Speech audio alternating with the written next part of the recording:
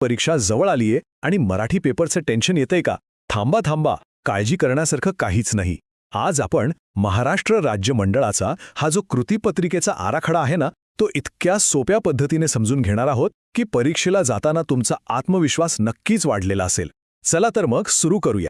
बरं, आज आपण काय काय पाहणार आहोत? सगळ्यात आधी पेपरची एकूण रचना कशी आहे ते बघू. मग एक एक करून गद्य, पद्य, साहित्य आणि उपयोजित मराठी या सगळ्या विभागांना समजून घेऊ. त्यानंतर व्याकरण आणि लेखन हा महत्त्वाचा भाग. आणि सगळ्यात शेवटी गुण आणि पेपरच्या काठिण्य पातळीनुसार आपली स्ट्रॅटेजी काय असायला पाहिजे यावर बोलू. तर हे बघा, आपल्या 80 गुणांच्या पेपरचं एकंदरीत चित्र असं आहे. हे 5 मुख्य विभाग आहेत. पण एक गोष्ट इथे लगेचच लक्षात येते, सर्वात जास्त वेटेज आहे गद्य आणि व्याकरण व लेखन या 2 विभागांना. प्रत्येकी 20 गुण, म्हणजे जवळपास अर्धा पेपर तर ह्याच 2 विभागांवर आहे. चला मग सुरुवात करूया सगळ्यात महत्त्वाच्या भागापासून. विभाग 1 गद्य. या विभागात तुमची समज आणि तुमचं स्वतःचं मत या दोन्ही गोष्टी तपासल्या जातात. परत एकदा सांगतोय कारण हे खूप महत्त्वाचं आहे.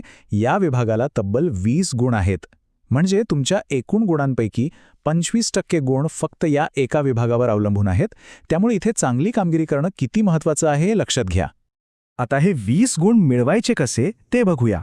2 उतारे आपल्या पुस्तकातले असतील ज्यांना प्रत्येकी 8 गुण आहेत, आणि 1 उतारा पुस्तकाबाहेरचा असेल ज्याला 4 गुण आहेत. पण यातली गंमत माहितीये का? प्रत्येक पठित उतार्यातले 4 गुण हे स्वमत किंवा अभिव्यक्तीवर आहेत. म्हणजे इथे पाठांतर नाही, तर तुमचं स्वतःचा मत महत्त्वाचा आहे. सोप्या भाषेत सांगायचं तर इथे 2 गोष्टी तपासल्या जातात. पहिलं आहे आकलन. म्हणजे काय? तर पॅसेजमध्ये काय दिलंय ते समजून घेऊन प्रश्नांची उत्तरं देणं.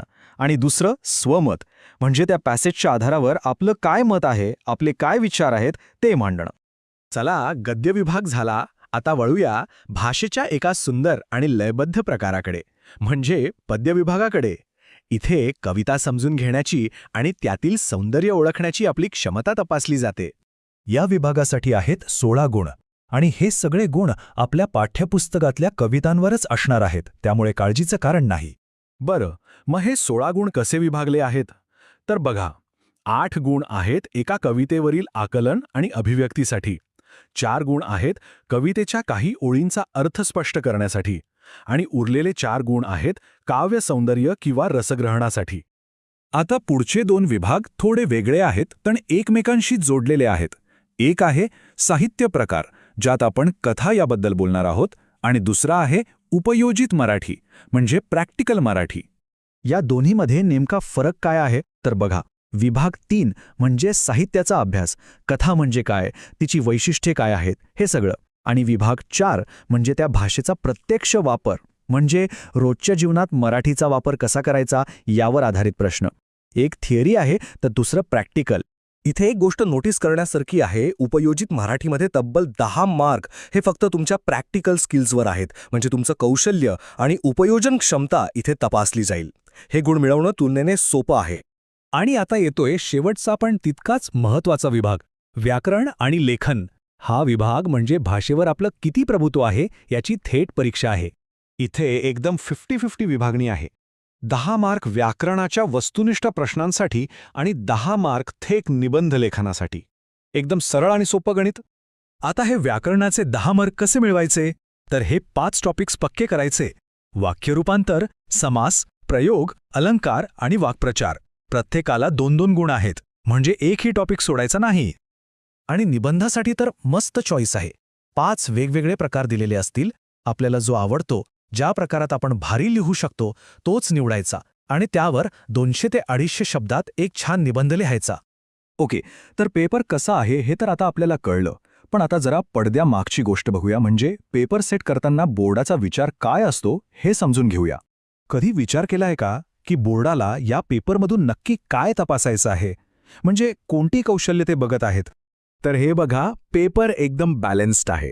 सगळ्यात जास्त भर आहे आकलनावर, म्हणजे समजून घेण्यावर. आणि त्यानंतर लगेच नंबर लागतो अभिव्यक्तीचा, म्हणजे आपलं मत मांडण्याच्या कौशल्याचा. उपयोजनालाही चांगलं वेटेज आहे.